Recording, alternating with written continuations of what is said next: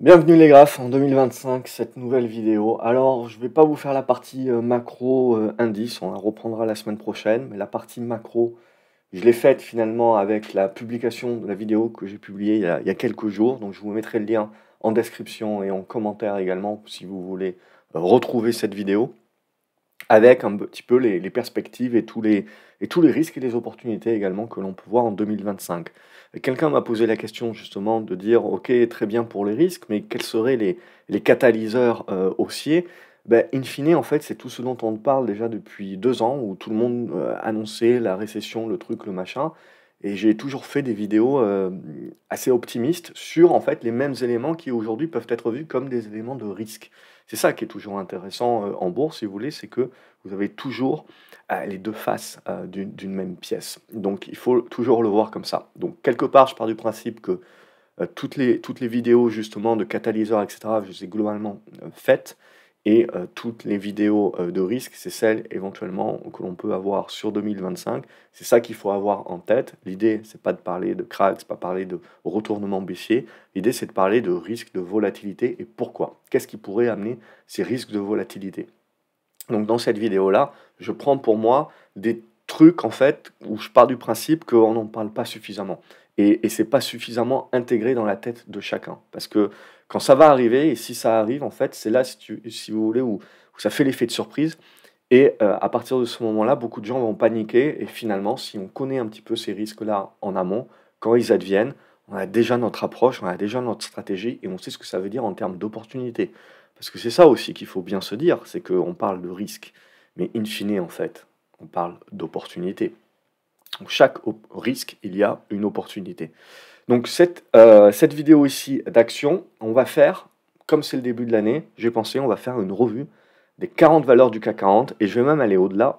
On va aller à 45-46 valeurs, parce que je pars du principe qu'il y a pas mal de valeurs qui ne sont pas dans le CAC 40, qui sont juste un peu en dessous, qui sont potentiellement des protagonistes, euh, qui sont quand même très intéressantes. Et elles sont juste en dehors du CAC 40, donc c'est dommage également de ne pas les regarder. Donc il y aura 45-46 valeurs. Je ne les fais pas dans l'ordre alphabétique, je les fais dans l'ordre un petit peu de la performance du jour. Mais globalement, voilà, c'est pour avoir cette vue d'ensemble. Et je pense que c'est important d'avoir cette vue d'ensemble parce que le CAC 40 a cet avantage qui a été vu comme un inconvénient cette année, puisqu'évidemment le CAC 40 performe très peu par rapport aux US et compagnie, mais il a cet avantage quand même qui est être très diversifié. Alors, il y a beaucoup de luxe, bien entendu, mais on a un CAC 40 qui est quand même assez bien diversifié, qui est très axé quand même cyclique, mais on a tendance aussi à oublier que tout ce qui est semi-conducteur, c'est assez cyclique aussi. Donc on va attaquer par Téléperformance qui est ici. Comme d'habitude, je ne vous rappelle pas, n'oubliez pas voilà, de liker les vidéos, de les partager, ça fait toujours plaisir, et puis de me dire quel est pour vous en fait le trio ou les trois meilleures peut-être valeurs du CAC 40 qui vous intéressent, ou en tout cas de la liste que l'on va voir aujourd'hui en commentaire. Ça permettra aussi de voir exhaustivement ce qui peut intéresser. Ça fait une espèce de sondage et je pense que ça peut aussi rajouter un petit peu d'effet momentum à tout cela. Donc pour moi, on commence directement par Téléperformance que je trouve, alors évidemment c'est une grosse tendance baissière, mais voilà, on arrive peut-être à la fin des haricots. Alors ça, c'est intéressant. Hier, on a vendu à cause de Meta qui dit qu'ils vont faire un petit peu moins de modération. C'est dans l'air du temps avec l'élection de Trump. Mais maintenant, on a une hausse. Donc on a fait la mèche basse ici, on a la hausse la journée d'après, donc c'est plutôt pas mal. On est en train un petit peu de valider le point bas, le bottom. Alors, pour moi, on évolue toujours dans un biseau descendant, si vous voulez, où je marque plutôt le support aux alentours des 70 euros. Donc je pense qu'il ne faut pas négliger que si on devait continuer à baisser, la zone des 70 euros peut être un support très important. Mais en gros, 70-80, on est dans une zone d'intérêt de long terme.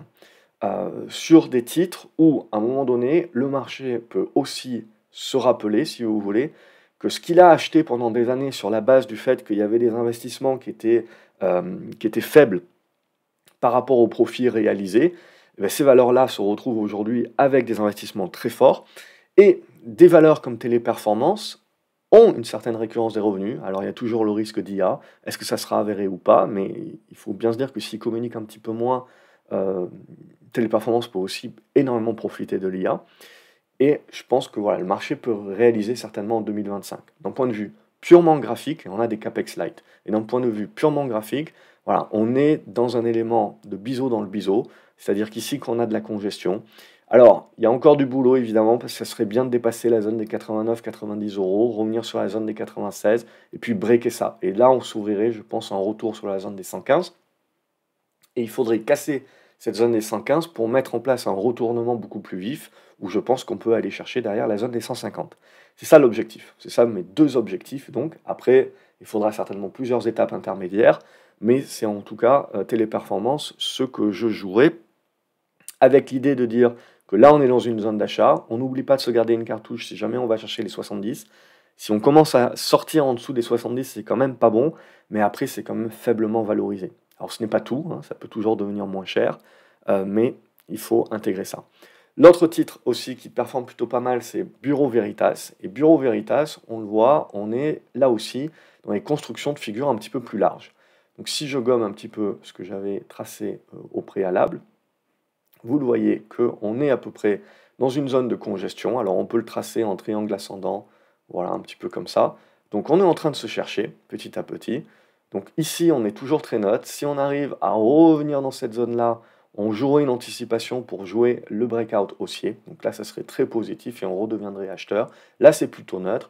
Si on commence à faire des choses comme ça, par contre, ça devient beaucoup moins moyen, moins. Et on reviendrait travailler la zone de gap ici et la zone aux alentours des 26 euros qui pourrait éventuellement être mise à profit à ce moment-là quand on aura une meilleure configuration. Le nerf de la guerre, c'est donc le luxe et LVMH, on le voit, est en train de se remettre bien. On avait parlé de ce biseau descendant, on était venu toucher une nouvelle fois le soutien, on fait un gros rebond, la consolidation qui va bien, la bonne tenue, donc ça c'est plutôt bon, et là on est en train de pousser pour éventuellement venir chercher, je pense, la moyenne mobile 200 avec cette oblique descendante, donc aux alentours des 670 euros. Ça va être super important, cette zone 670-700, c'est vraiment le nerf de la guerre, c'est-à-dire que pour l'instant on reste dans du rebond prolongé, hein, comme j'aime bien le dire, dans les 670 à 700 euros. À partir de ce moment-là, avant de pouvoir parler d'un retournement et donc certainement d'un marché qui joue le retour du luxe sur la Chine, l'Inde et les États-Unis, eh ben, il faudra redépasser les 700 balles. 700, 710. C'est vraiment ça qui va jouer un pivot de moyen terme pour se dire qu'on relance la tendance haussière d'une manière beaucoup plus durable. Pour l'instant, on est toujours dans une réaction, de la même manière qu'on avait une réaction en septembre 2024, là, on est dans ce même type de réaction où on est quand même sous résistance. Donc je serai plus dans une prise de profit sur ces niveaux-là, en attendant de voir ce qu'on est capable de construire pour redevenir positif. En tout cas, ce qui est sûr, c'est que si on veut voir de la performance sur le CAC 40, on a besoin du luxe et on a donc besoin aussi de la Chine, mais que les États-Unis ne ralentissent pas trop non plus. Donc ça va se jouer incessamment sous peu. Je pense que là, voilà, on a un objectif pour essayer d'aller chercher, gratter un petit peu plus, et il faudra voir un petit peu la réaction des vendeurs à partir du moment où on va commencer à toucher ces niveaux de résistance. Si je vais regarder au niveau de Safran, là aussi, on est sur une tendance qui est très positive et vous le voyez, cette oblique continue de faire des miracles et de tenir en support. Le jour où on cassera ça par le bas, on revisera la zone des 200 euros certainement pour revenir chercher du soutien et construire un petit peu plus. Là, vous le voyez, on est en train de revenir sur la zone de gap. Alors, est-ce qu'on va la fermer entièrement ou pas? C'est la question, mais pour l'instant, il y a de quoi rester positif tant qu'on est au-dessus des 215 à court terme, 215, 212 avec l'oblique. On repassera neutre si on repasse en dessous. Mais pour l'instant, on essaye de jouer la continuation et le retour haussier. Pernod Ricard, qui aussi a passé une mauvaise année 2024, on voit que si je gomme les petits dessins que j'avais fait pour les explications, ce n'est pas nécessairement les plans que j'avais prévus, mais c'est pour faire des explications des différents types de scénarios, on est là aussi sur la construction d'un bottom. Est-ce que c'est le vrai point bas ou pas? Ça, c'est difficile à dire. Pour l'instant, ce que l'on sait, c'est que tant qu'on tient les 104 euros, on essaye, vous le voyez, de stabiliser la tendance. Cette tendance, elle essaye de se stabiliser à l'intérieur d'une congestion. Hop. Et je dirais que ce qui mettra le feu aux poudres, c'est la capacité de breaker cette oblique, revenir chercher certainement cette horizontale avec ce gap ici sur la zone des 120 qui jouera un rôle de résistance et construire dans cette zone-là. Et là, petit à petit, on commencera à valider du retournement beaucoup plus durable. Donc on a besoin de commencer à construire. Si ça casse par le bas, je ne vous fais pas un dessin, on laisse tomber pour le moment avec le risque de revenir chercher dans la zone des 95 euros, un nouveau soutien. Mais voilà, si on veut voir du positif sur Pernod Ricard, on a besoin de ce type de scénario-là qui se mettent en place. Sinon, pour Schneider Electric, ça se passe très très bien. Là, c'est tout le contraire. On voit, c'est un petit peu comme du safran globalement, hein. Donc on a cet aspect ici, on est toujours dans le couloir haussier.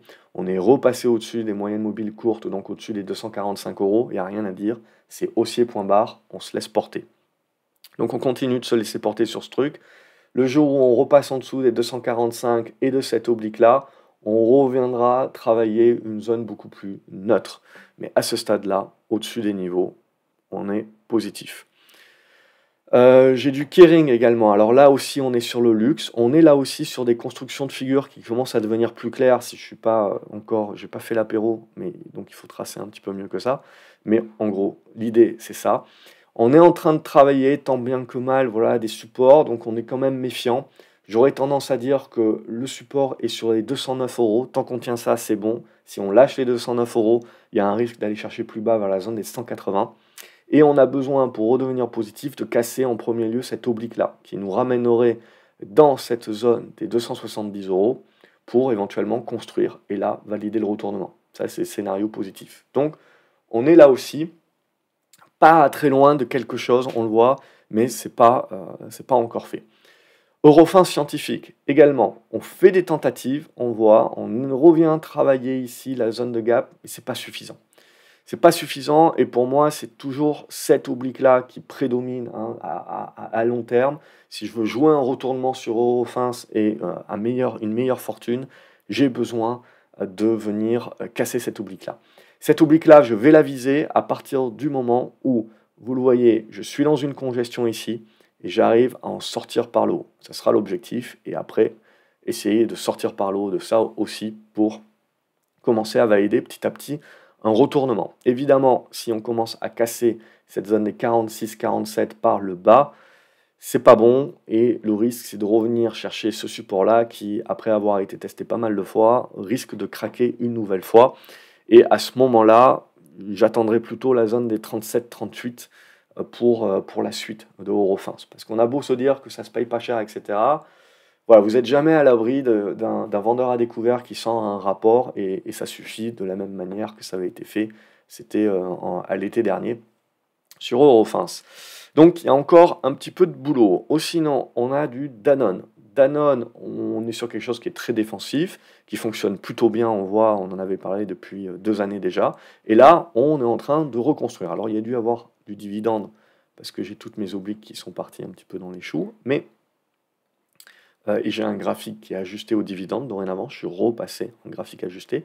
Donc on est là-dedans, on est dans en fait la congestion conso, donc j'ai besoin de casser ici pour relancer ma tendance haussière, aussi loin que je peux, et de me servir de ce niveau-là, les 65 euros comme pivot. Si on repasse en dessous, je suis neutre, là on reste en dessous, donc ça peut encore durer un petit moment, mais globalement, c'est ce niveau-là qui va être important pour moi, qui est aux alentours des 62 euros. Donc tant que je suis au-dessus de ces 62 euros, je reste positif. Je passe en dessous ces 62 euros, je redeviens neutre avec l'idée qu'on reviendra tester la zone des 58, 59, qui peut être un bon niveau un niveau de soutien.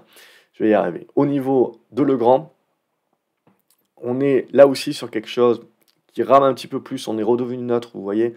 Ça, c'était mon niveau de pivot. On a cassé et on s'en sert comme résistance dorénavant.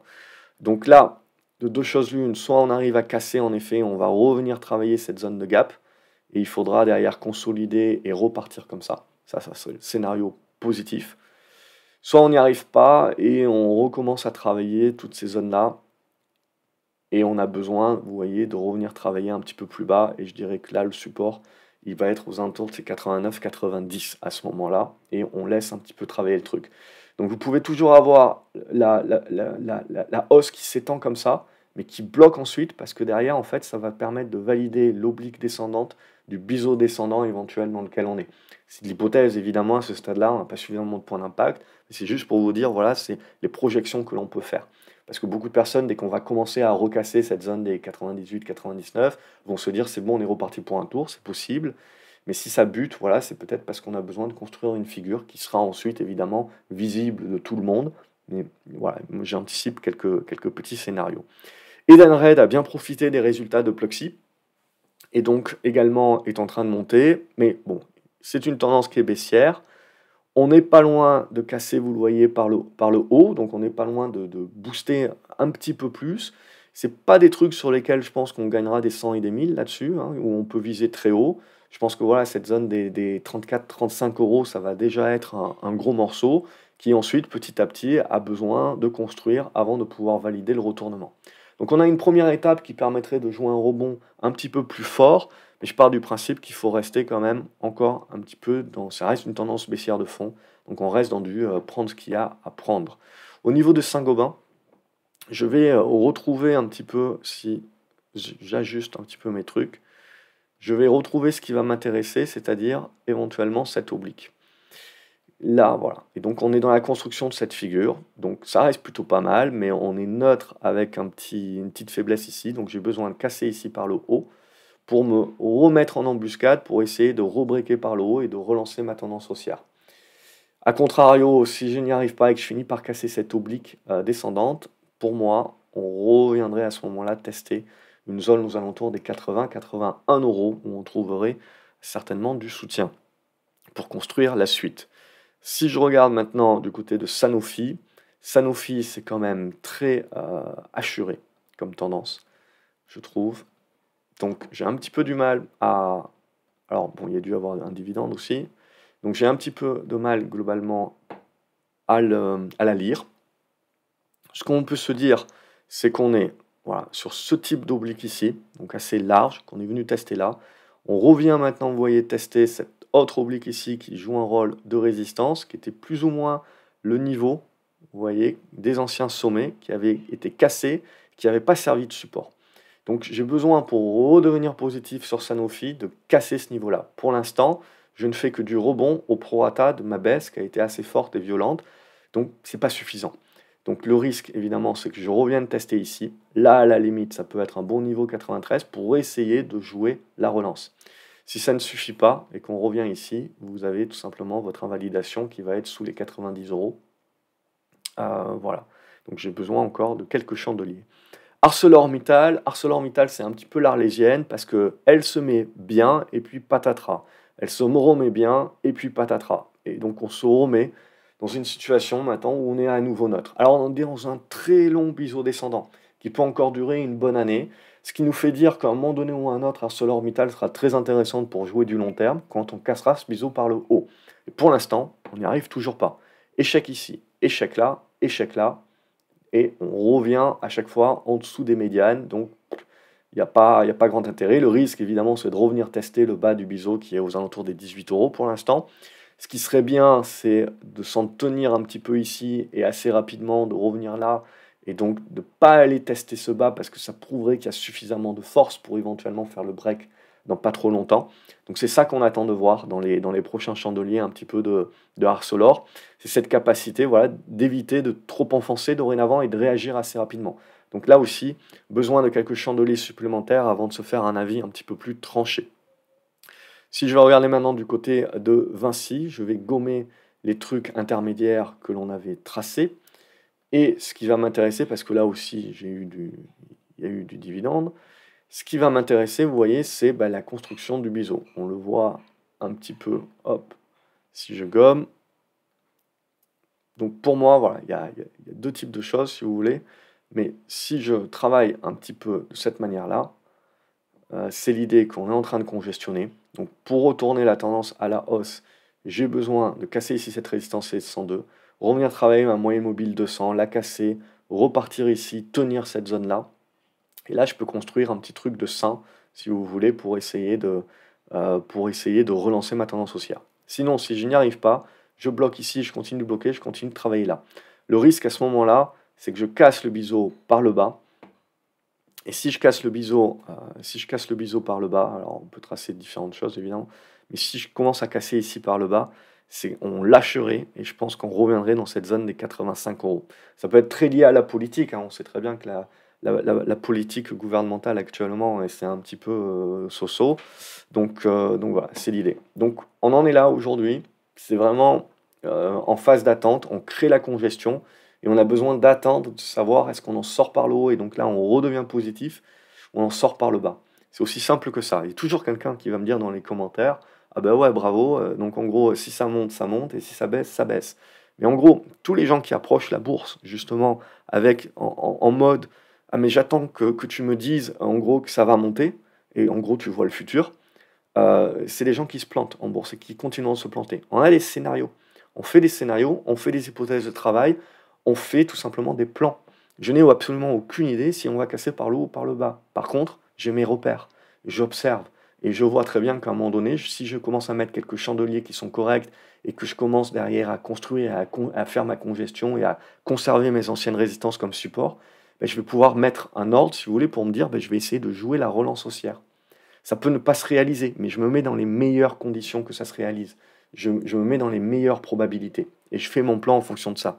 L'analyse graphique, c'est pas pour deviner l'avenir, hein, c'est pour faire votre plan, c'est pour avoir des repères graphiques, des repères de prix qui vous permettent de dire s'il se passe ça, je fais ça. On n'est absolument pas dans de la devinette.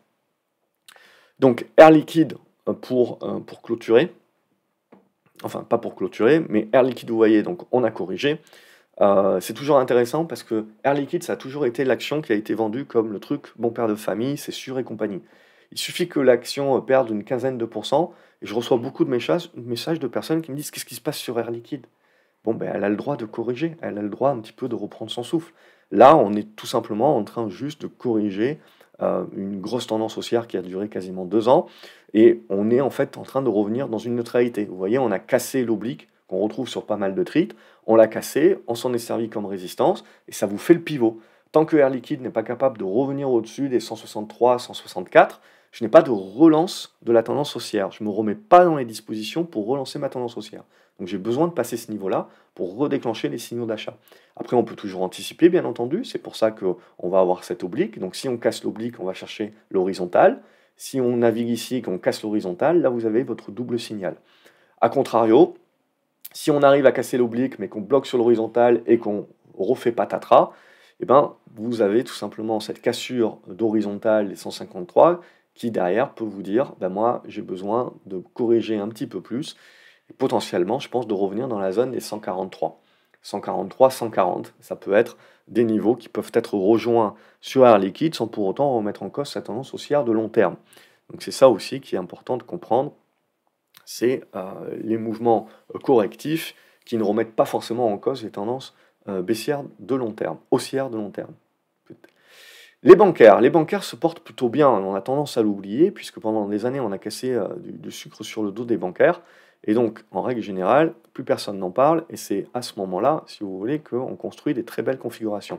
Donc Crédit Agricole a fait une très belle hausse également depuis 2023, on est maintenant dans un truc un peu plus zigzagueux, on est dans un truc voilà, où on commence à être dans du biseau descendant, et l'idée c'est de se dire, si j'ai besoin de relancer ma tendance haussière, ben, il faut que je casse un petit peu mon horizontal ici et derrière mon oblique. Sinon, je bute un petit peu là-dessus, je reste toujours dans ma figure et je ne suis pas à l'abri de revenir travailler le bas, qui peut être vu comme un niveau intéressant d'achat éventuellement pour jouer plus tard la cassure par le haut. Tant qu'on ne cassera pas par le bas, de toute façon, cette oblique ici, on n'aura pas de correction plus intempestive et plus forte qui nous ferait revenir vers la zone des 11 euros.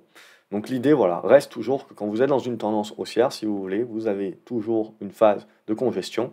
Cette phase de congestion et de reprise de souffle, elle peut soit découler par une relance et une nouvelle jambe haussière, soit par une correction plus forte, où là, on pourrait être amené voilà, de revenir dans la zone des 10-11 euros éventuellement.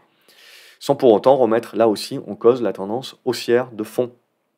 Au niveau de Hermès, ben on reste très propre, on reste toujours très propre, on est en train de revenir chercher les anciens plus hauts, on n'a jamais cassé cette oblique ici, qui a toujours servi de support et qui était un petit peu le truc sur lequel j'étais frileux, et on n'en a jamais cassé, et on a recassé cette oblique ici. Donc à partir de ce moment-là, on est repassé haussier pour venir chercher la résistance horizontale. Là, est-ce qu'on passera, est-ce qu'on passera pas? Peut-être pas, mais l'idée, voilà, c'est peut-être qu'on va juste faire une consolidation intermédiaire avant de casser. Je place mon pivot dorénavant dans cette zone des 2150-2100. Tant que Hermès restera au-dessus de ces niveaux-là, on restera positif. Quand elle passera en dessous, ça sera un petit peu plus compliqué. Et on en restera, si vous voulez, à cette oblique aux alentours des 2000, comme le gros pivot de moyen terme en dessous duquel un peu plus dangereux. Alors qu'il y a mon fils qui vient d'engloutir la porte avec certainement, je sais pas, son vélo, c'est incroyable. Mais je suis resté impassible. Imeris, c'est intéressant parce qu'on se retrouve dans le même truc que Arcelor. On est, vous le voyez, dans quelque chose qui est assez volatile, assez nerveux, mais qui commence un petit peu à construire dans une figure de congestion. Et on voit, voilà, on fait pas les trucs à moitié, ça gesticule beaucoup, mais pour l'instant, on n'arrive pas à vraiment valider les invalidations. On n'arrive pas à valider, pardon, les inversions de tendance. Mais ce qui m'intéresse, si vous voulez, c'est les mouvements qui sont assez erratiques, mais qui prouvent quand même qu'il y a pas mal d'acheteurs, donc qui manque pas, si vous voulez, de montrer qu'il y a un certain nombre d'acheteurs là-dessus. Donc ce qui va nous intéresser, ce qui serait bien, c'est la même chose que Arcelor, c'est qu'on ne reperde pas tout, parce que le biseau est encore assez long, si vous voulez, donc voilà, on peut zigzaguer toute l'année 2025, et on aura toujours un truc qui sera intéressant pour le long terme, mais qui ne se validera pas. Si on a sur du Imeris des inversions de tendance qui commencent à se valider, ça veut dire qu'on a des choses très intéressantes en termes de rotation sur tout ce qui va être métaux, sidérurgie et compagnie. Ça veut dire qu'on redevient plutôt pas mal positif sur une relance d'un cycle économique potentiellement motivé par du stimulus chinois et compagnie. Donc ça se regarde, c'est peut-être pas pour tout de suite, peut-être que le marché va décider de le jouer que plus tard et va continuer son zigzag, mais ça se regarde parce que on peut avoir des signaux assez intéressants. Donc là, ce qu'on aimerait, voilà, c'est tout de suite, si on veut être tout de suite dans le positif, c'est d'avoir une réaction assez rapidement et de, si vous voulez, être dans la capacité de garder la zone des 30 euros et pas de naviguer trop sur le bas de la figure, mais de naviguer sur le haut. Et là, ça sera un petit peu plus intéressant. Euh, j'ai perdu le fil parce que j'étais sur Imeris, mais euh, surtout que voilà, bon, j'ai fait une sortie de route, mais on peut se faire d'autres titres comme ça qui sont pas nécessairement, si vous voulez, au CAC 40, mais qui pour moi sont tout de même des choses qui sont très intéressantes. Et je pense notamment à Amundi. Amundi, vous voyez, qui est en train de revenir travailler une zone d'oblique. Alors là aussi, j'ai des obliques un petit peu qui sont à ajuster parce que c'est le graphique avec les dividendes réajustés. Voilà, on peut pousser un petit peu le truc. Mais voilà, c'est un petit peu l'idée. Donc, à court terme, on voit que Amundi, ça se fait un petit peu chamailler, mais ça reste pour moi de la correction du mouvement haussier précédent. Donc on arrive à conserver les supports à ce stade-là. Donc je pars du principe que voilà, c'est toujours une affaire de qui on est et d'approche. Soit je décide de payer des prix. Et je peux me dire qu'entre 59 euros et si je descends un petit peu plus bas sur la zone des 56 euros, j'ai déjà un premier niveau de prix qui est intéressant pour Amundi. Ou alors, je veux attendre d'avoir des configurations graphiques. Et à partir de ce moment-là, ben, Amundi, ben, j'ai besoin au minimum que je revienne taper les 65-66, que je congestionne et puis que je vienne m'en affranchir pour déclencher le signal d'achat et pour déclencher, si vous voulez, la relance de la tendance haussière. Donc là, on est toujours en digestion. Euh, Qu'est-ce que je peux vous regarder d'autre? On peut regarder sur Publicis. C'est vrai qu'il y a 40 valeurs, donc il y a encore du boulot. Publicis également, bon, c'est très propre, mais on commence un petit peu à valider des figures un petit peu topiches. Il y a toujours pour moi cette oblique-là qui est le plus importante.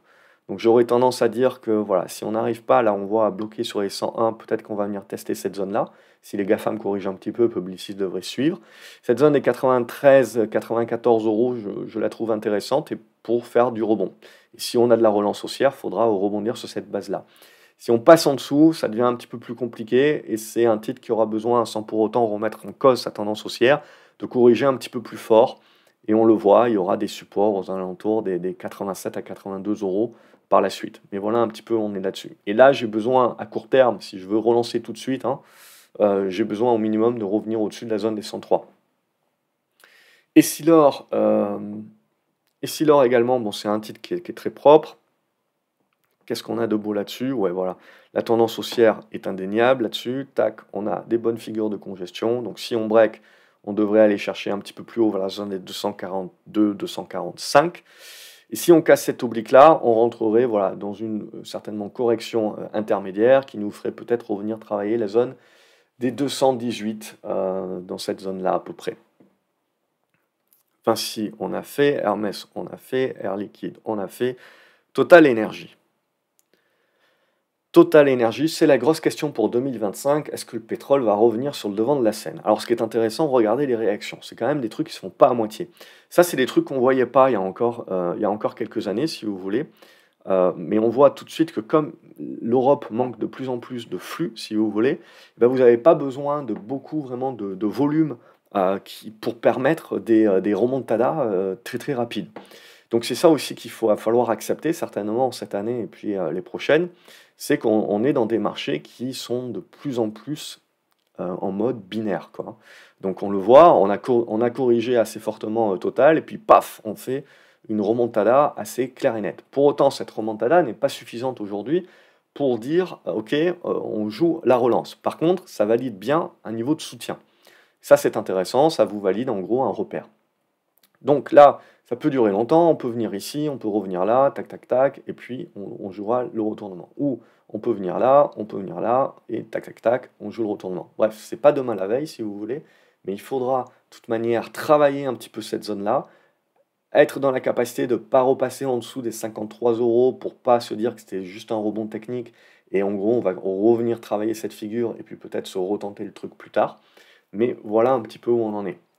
Donc on est en train en fait de dégrossir dans ces mouvements-là la figure moyen terme qui va nous intéresser pour se dire tiens, Total Energy relance sa tendance haussière et très forte et très sensiblement, ça voudra dire pour tout le pétrole aussi. Donc là, ce que j'ai besoin, c'est voilà, que je travaille cette zone-là. À la limite, si je veux payer, je paye cette zone-là pour essayer de jouer le break et la relance de la tendance haussière. Mais c'est un truc, à mon avis, qui peut durer, qui peut prendre un petit peu de temps. Parce que vous le voyez, on a besoin quand même, la figure est encore assez large, on a besoin de créer un minimum de congestion.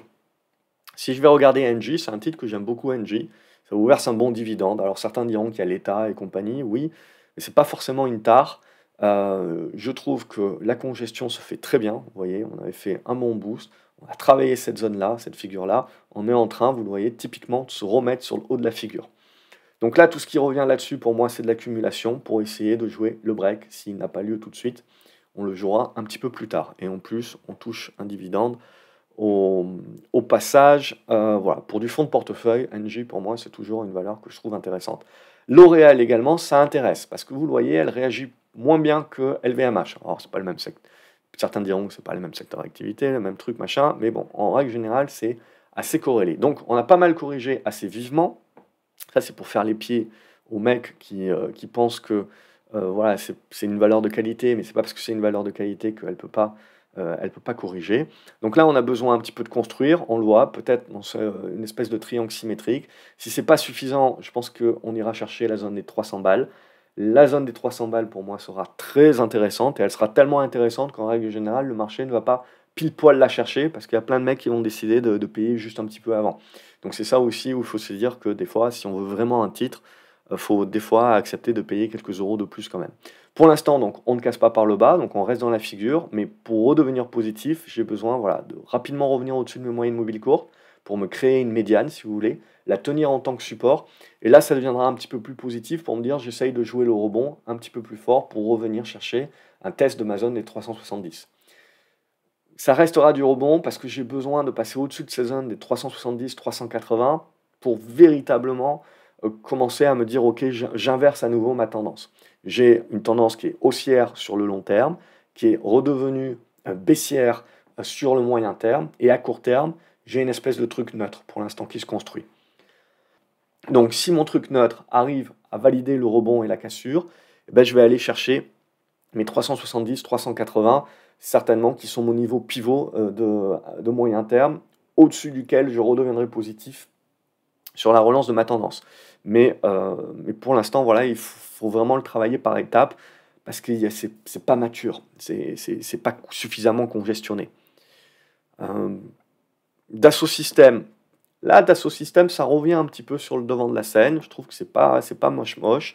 On a pareil des figures de congestion qui se mettent en place, vous voyez, donc des espèces de biseaux descendants. Alors, on peut peut-être les ajuster par rapport. J'attendais plutôt. Alors, j'avais l'idée du biseau descendant, mais vous voyez, j'avais tracé un petit peu plus vers la zone des 30, la zone des 30-29. On s'est arrêté un petit peu avant, donc ça permet d'ajuster un petit peu l'oblique, mais l'idée reste la même, c'est-à-dire que j'ai besoin de procéder par étapes. Donc là, j'aime bien, on a fait la poussée, on est revenu ici, on valide bien une zone de soutien, donc c'est top. Si on casse cette zone de soutien, on reviendra taper cette zone des 30 euros. Et si on passe en dessous de cette zone des 30 euros, il faudra faire attention parce que on ira peut-être travailler plutôt une zone des 27 à 25 euros sur Dassault Systèmes.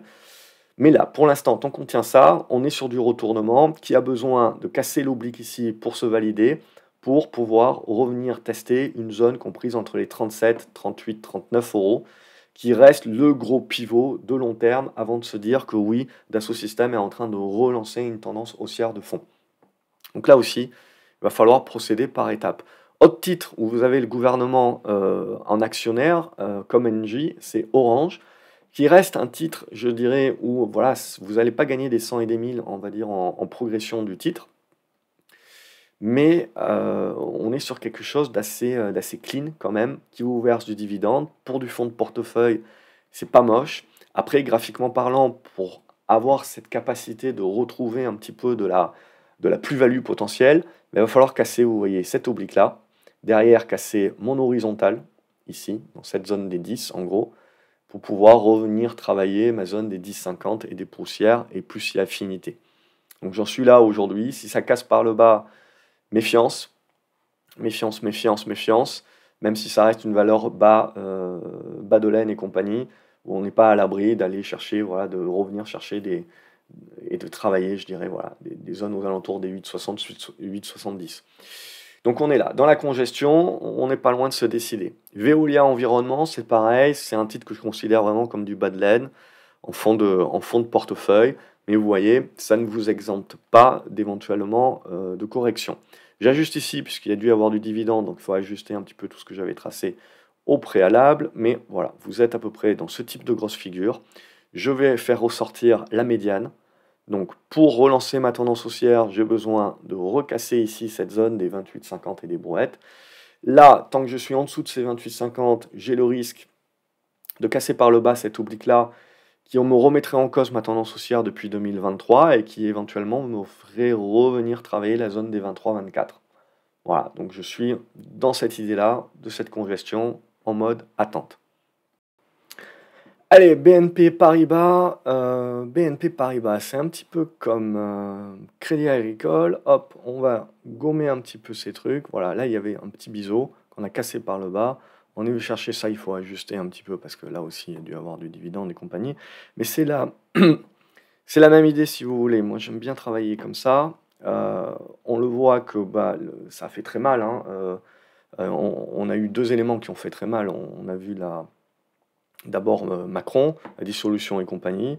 Derrière, on s'est cherché. Là, on recasse par le bas. On va chercher une autre figure. Donc, vous le voyez, on est bloqué ici. Donc, j'ai besoin de casser ici par le haut pour relancer ma tendance haussière. Tac. Et donc, là, ça redeviendrait positif parce que j'aurai des bons repères pour rejouer la tendance haussière. Là, on a une bonne congestion. Donc, on est en attente. Est-ce qu'on casse par le haut?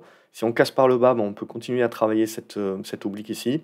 La méfiance, hein, ça serait si on casse par le bas cette première oblique-là, parce que je pense qu'on reviendrait travailler cette zone des 50-51 euros.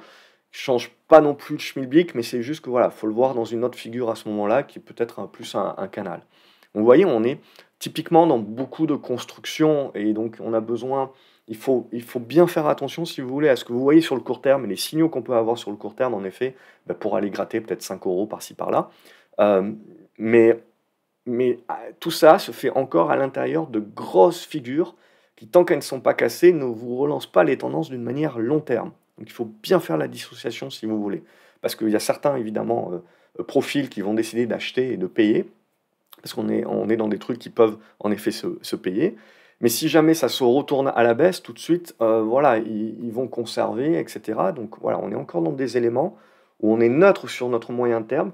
À court terme, on a des choses qui sont intéressantes pour aller chercher de la plus-value, mais on ne sait pas encore si ça va réussir à contaminer le moyen terme. Donc évidemment, on peut anticiper et puis prendre par plusieurs bouts, prendre une première position, puis si ça réussit, on va accumuler et faire comme ça. Il y a d'autres titres que je trouve vraiment intéressants, mais qui sont en dehors du CAC 40, mais que je veux quand même vous présenter avant de finir, les quelques titres qui nous restent. C'est par exemple Biomérieux. Biomérieux, ça fait trop rien depuis 2 ans. Mais là, je trouve qu'il y a quelque chose d'assez intéressant. Là, on avait corrigé un petit peu plus que ce que j'aurais pensé, bon, pas grave. On est revenu dans les bonnes dispositions, on est en train de recasser ici. Tout ce qui revient là, je pense qu'il faut le payer. Euh, on va essayer d'aller chercher la zone des 110, et si on casse cette zone des 110, on est dans une relance haussière. On est dans une, typiquement là, dans une configuration de relance haussière sur Biomérieux. Et si je vais chercher Ipsen, je je vais pas trouver ça. On voit sur Sanofi, c'est pas propre. Et sur Ipsen, on retrouve pareil depuis une semaine. Vous voyez un gros boost. Et ça, quand même, c'est très propre. Tout reflux, ça doit être payé parce que là, on est en train de jouer les retournements. On voit le secteur de la santé, donc Biomérieux et Ipsen, pour moi, c'est quand même, ça ressort nettement du lot. Et du coup, Sartorius, on peut aller se faire, on a fait Eurofins, on peut aller se faire Sartorius également. On va trouver un truc qui est un peu plus timide hein, à ce stade-là, mais qui là aussi, on le voit depuis quelques jours, performe très bien. Tout pullback ici, où on n'est pas dans la capacité de repasser en dessous des 185, je dirais c'est positif parce qu'on est en train d'éventuellement venir chercher cette zone des 215, tenter de refermer une partie du gap. Hein. Il y aura encore beaucoup de boulot hein, sur Sartorius, comme sur Eurofins et compagnie. Mais voilà, on a une première étape, si vous voulez, avec cette figure-là, où on est dans les bonnes dispositions pour aller chercher plus haut. On ne sait pas encore ce que ça donnera, si ça permettra de valider du retournement ou si ça fera pchit. Si ça fait pchit, en gros, c'est la cassure de cette oblique-là. Et cette oblique-là nous ramènerait probablement dans cette zone ici. Et puis, comme Eurofins, il ne faut pas négliger que, éventuellement, ce n'est qu'un rebond, comme on en avait eu un ici, comme on en avait un ici, qui peut casser par le bas et relancer la tendance baissière en nous disant, ben, on va revenir tester, je sais pas, la zone des 120, 115 euros. Et puis, pouf, on retentera à ce moment-là un nouveau rebond. Donc, pour l'instant, on a du rebond. On a du rebond prolongé qui peut se mettre en place. J'essaye, moi, de viser la moitié du gap. Ça reste mon objectif. Et après, on verra, quand on aura un peu plus de chandelier, petit à petit la construction. Ce qui est sûr, c'est qu'on a un bon repère ici avec les 177, où on se dit, OK, on laisse tomber encore un petit peu, on attendra de voir la suite. Mais là, il y a une bonne congestion, je trouve, qui est très très propre à se mettre sous la dent. Donc on voit que tout ce qui est un petit peu sur secteur santé de manière large, c'est quand même pas si moche si on se détache un petit peu du CAC 40. Nokia également, bon je vous en reparle là parce que bon, évidemment ça fait pas partie du CAC 40, mais l'idée est qu'il y avait eu des très belles figures, on avait regardé ça à l'époque, hein. Vous avez bien l'épaule, tête, épaule ou la tasse à vacances, peu importe, ça revient au même. Le break ici sur la ligne de coup, ça booste bien. Là, dernièrement, en novembre, on était revenu là-dessus. Sur l'académie, on en avait parlé. Ça fait très longtemps qu'on en parle sur l'académie. Ici, sur la congestion. Ça aussi, voilà, c'est une très belle valeur de fonds de portefeuille. Et là, ce qui m'intéresse, si vous voulez, c'est qu'on arrive sur les congestions, sur les médianes. Tout ce qui revient ici, à la limite, ça peut être pas mal pour essayer de jouer le break haussier sur Nokia. Ça peut être un peu plus violent, hein, mais l'idée, voilà, est de durer un peu plus longtemps dans la construction. Mais l'idée, c'est que Nokia, voilà, est dans un bon momentum et je pense il faut clairement se la garder sous le coude. Un autre titre que je trouve très intéressant, qui n'est pas au CAC 40, qu'il faut jamais oublier, c'est Euronext. Alors là, évidemment, on est un petit peu trop en mode ligne droite. Là, il y avait une belle congestion comme on aime. Et là, donc, ça booste. Donc, faut laisser faire, c'est haussier.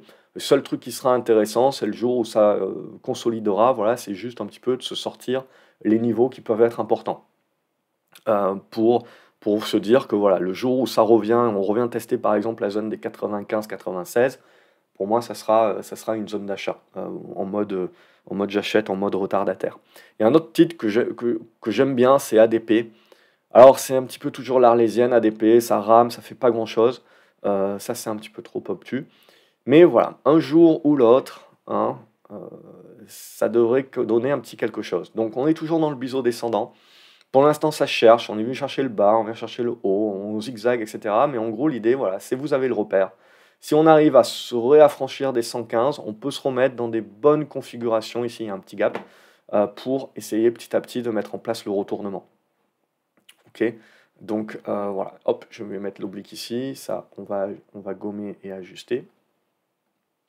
Voilà, et c'est l'idée de se dire, voilà, on aurait un premier signal, là, j'aurai la congestion, et là, typiquement, j'aurai le retournement haussier sur ADP. Ça aussi, en fonds de portefeuille, ça peut être intéressant.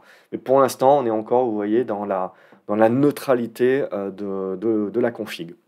Capgemini, on s'est pris une torgnole aussi dernièrement, pas mal de valeurs, de toute façon,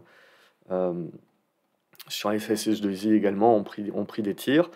Ça remonte tant bien que mal, mais voilà, c'est pas gagné. Donc on est sur le support ici, on travaille ici, on peut faire du rebond qui peut nous permettre de revenir sur la zone des 170. Et je pars du principe qu'il faut rester en mode prendre ce qu'il y a à prendre.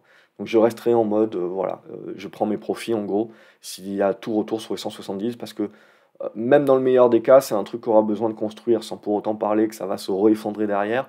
C'est un truc qui aura besoin de construire sa hausse, donc au minimum de corriger. Donc en gros, le premier rebond, on le vend pour voir un petit peu si on est capable ensuite de tenir les soutiens et puis de retourner tout ça.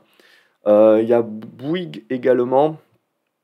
Bouygues que j'aime bien aussi, mais qui, voilà, même pas trop. Elle, par contre, si je regarde ici, donc je fais bien ressortir ma médiane, je pense toujours qu'on a du biseau sur Bouygues. Je pense que c'est une très belle valeur de fonds de portefeuille aussi, avec le dividende des compagnies. Hein. Bon, c'est pas le sort de critère de choix, bien entendu, mais c'est l'idée, voilà. Fonds de portefeuille, j'essaye de défendre un petit peu contre l'inflation. Et ce genre de titres de conglomérat et compagnie, en général, c'est plutôt bien. Donc on est dans le biseau. Là aussi, on est en train de se dire, tiens, ça c'est plutôt pas mal, la congestion, ça pourrait nous permettre de sortir du biseau.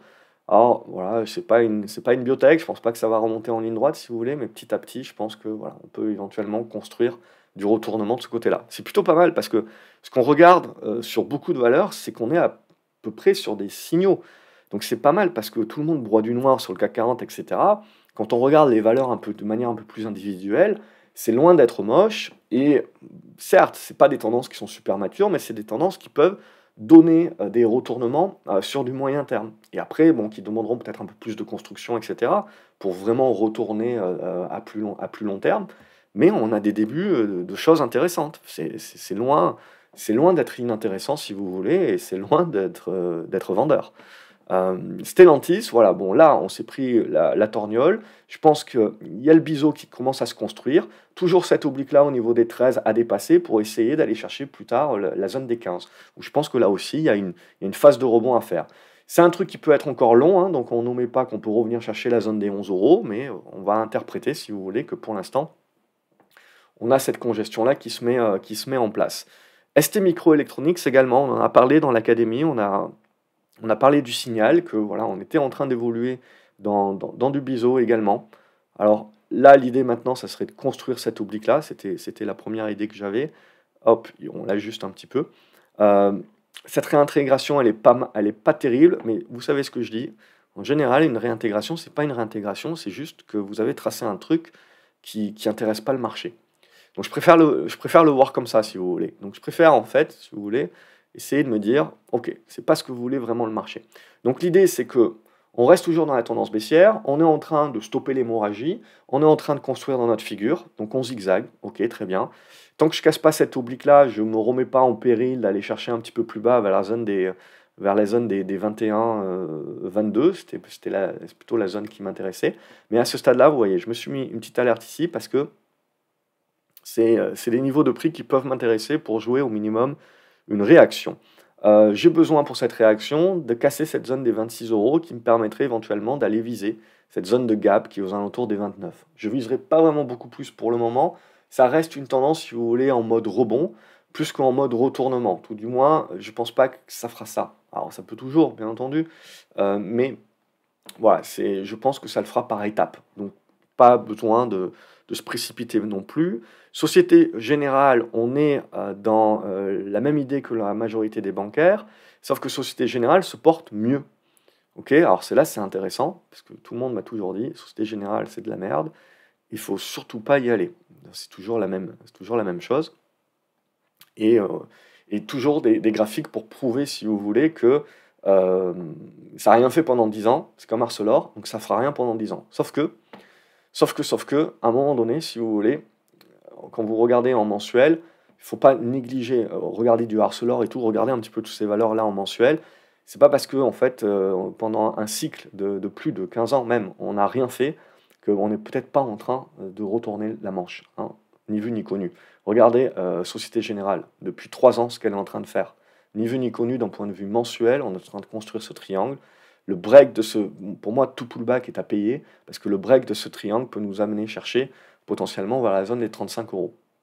Et plus si affinité. Mais éventuellement, surtout, ce que ça veut dire, c'est que le marché est quand même aussi en train de faire tourner la table et de faire sa rotation. Donc, là aussi, Thales, on n'omet pas donc tout ce qui est défense et compagnie. Ce qui m'intéresse sur Thales, c'est éventuellement, là aussi, peut-être de le voir en biseau descendant. Alors, admettons que ça, c'est un épiphénomène. Alors, on peut le prendre aussi. Mais donc, se dire que soit on est dans le canal, soit on est dans le biseau. Là, on a une bonne réaction. Ce qui serait bien, voilà, c'est de revenir ici, à la limite, pour payer et de commencer à jouer le break, pour essayer de jouer la relance haussière. Le risque, évidemment, c'est si vous avez un cessez-le-feu en Ukraine, c'est des titres peut-être qui peuvent perdre, mais je partirai du principe qu'il faudra, si le marché décide de vendre le cessez-le-feu en Ukraine, il faudra acheter les valeurs de l'armement. On voit si Thales revient dans la zone des 130 euros, je pense qu'il ne faut pas trop se poser la question. 120, 130 euros, d'une manière éclair, je pense que voilà, pour du long terme, il ne faut pas trop se poser la question de repayer du Thales. AXA, on est sur quelque chose voilà, où il n'y a rien à dire, c'est haussier point barre, c'est juste une certaine neutralité quand même dans la conso à court terme. Voilà, donc pour l'instant, on est en train de revenir, vous voyez, sur cette oblique-là, on n'arrive pas à la casser. Tant qu'on tient ce support ici, on essaye de jouer le break et la relance. Si on revient à jouer là, ce serait neutre moyen dans l'idée où voilà, on peut encore continuer de construire cette figure. Mais en gros, tout ce qui reviendrait à un moment donné ou à un autre sur la zone des 31 euros, ça resterait quand même quelque chose de positif. Hein, on reste quand même sur des belles valeurs de fonds de portefeuille. J'ai pas grand-chose de plus à dire là-dessus. Et on va terminer un petit peu. On a du Michelin. Là, c'est un petit peu plus compliqué, ça se cherche, mais vous voyez, hop, hop, hop. J'avais tracé cette oblique ici, qui était l'oblique de support, qui est cassé et qui sert maintenant de résistance. Voilà. Et on avait tracé ce support ici, tac. Voilà. Et donc, du coup, je vais le tracer comme ceci. Donc, biseau descendant, on n'est pas à l'abri de revenir chercher la zone des 29 euros, 30 euros, qui reste pour moi la zone de soutien, à la limite, pour retenter derrière un break.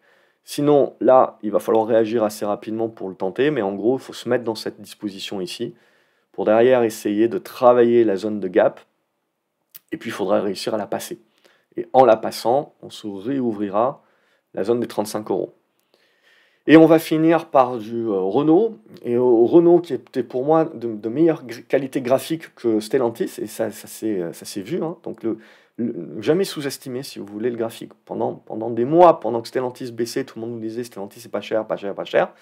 Mais en fait c'est Renault qui faisait sa configuration qui était intéressante. Alors elle a corrigé un petit peu comme tout le monde évidemment, mais on est revenu, alors il faut retracer un petit peu le truc, mais on est revenu chercher l'ancienne oblique résistance qui a servi de support, on est revenu chercher derrière la résistance quasiment horizontale qui sert de pivot moyen terme, qui a buté, qui a permis de tracer cette oblique ici. Et là derrière, on a travaillé cette zone-là. Là, on a joué un petit peu à se faire peur, mais on a tenu. Et là derrière, on a tout rebreaké. Donc là, vous avez le break de l'oblique, premier signal, break de l'horizontale, deuxième signal. En règle générale, il y a une petite conso ici. Là, vous voyez, on a eu de la force, bon, il y a eu les résultats et compagnie, on a breaké tout de suite. Donc là, on bute un petit peu sur la zone, ok, très bien. Tout ce qui revient potentiellement, tout ce qui revient sur Renault dans la zone des 44, il faut payer. 43, 44 euros, c'est les supports, il faut payer. Si on revient en dessous, ça redevient moyen moins, mais pour l'instant, voilà, faut payer parce que l'idée, c'est de revenir chercher les sommets. Et plus si affinité. Mais ça reste propre. Et dans un environnement et un secteur automobile, si vous voulez, qui se fait complètement défoncer, Renault, quand même, sort les aiguilles. Je sais pas. Je sais pas. Je vais même pas finir cette phrase. Aidez-moi dans les commentaires. C'est la fatigue. Allez, on clôture. Donc voilà, c'était en gros 45 ou 46 valeurs. Je pense que j'ai oublié Carrefour, mais Carrefour, ça m'emballe jamais, Carrefour.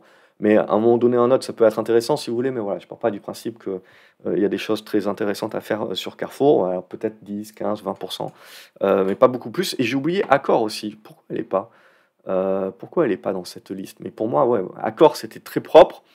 Et c'est dans le côté tourisme. Alors, on peut se dire que c'est un petit peu trop tard, évidemment, pour dire que Accor, c'était propre. On en avait parlé dans de précédentes vidéos, mais là n'est pas le sujet. Donc on est toujours très propre ici. Si on break, je pense qu'on peut s'ouvrir une jambe supplémentaire vers 48-50 euros. Si on casse ici par le bas, on reviendrait tester, je pense, ces niveaux de sommet ici, qui, à mon avis, dans la zone des 43 euros, seraient à payer.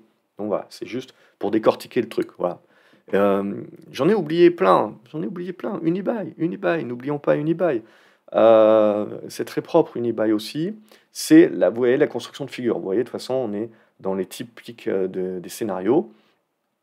Donc, on était revenu travailler un petit peu le bas de la figure ici. Bon, c'est peut-être pas ce que le marché voit, bon, à peu près. On travaille la médiane. Donc, j'ai besoin maintenant de relancer et de breaker. Si j'arrive à breaker, je pense qu'on peut essayer de viser la zone des 90 euros sur Unibail, dans cette zone-là. Si je commence à travailler mon bas de figure, c'est pas la mort si vous voulez, mais c'est un peu plus de méfiance. La cassure par le bas nous renverrait vers la zone des 60 euros. Mais là, ça voudrait dire beaucoup de choses sur les taux, par exemple, et les craintes que l'on peut avoir sur ces aspects. Donc c'est pas mal, parce qu'on a pas mal de valeurs, si vous voulez, qui peuvent quand même vous indiquer un certain nombre de choses que le marché va décider sur cette année 2025 à jouer. Du côté, voilà, reprise économique, cyclique et compagnie, baisse des taux, ou non, l'inflation fait peur, mes taux restent élevés, et potentiellement, je me paye plus tard la récession. Donc ça, je trouve que voilà, quand on regarde le CAC 40 aussi, on peut avoir ce genre de vue-là, parce que il est très diversifié. Quand on va regarder d'autres indices, il y a aussi des choses que l'on peut interpréter, mais les autres indices sont un petit peu moins diversifiés. Mais en Europe, on trouve bien cette diversification. Voilà, en gros, je vous souhaite une bonne journée. N'oubliez pas de regarder les vidéos qui s'affichent à l'écran pour aller beaucoup plus loin. Et également dans les commentaires, vous allez retrouver la liste de mes actions, également la vidéo macro que je vous invite à regarder ou à re-regarder, où voilà, je parle un petit peu des choses à garder en tête. Je vous souhaite un excellent week-end par avance et je vous dis à lundi sur graphceobourse.fr ou rendez-vous à l'académie pour celles et ceux qui nous rejoindront. Salut les graphes.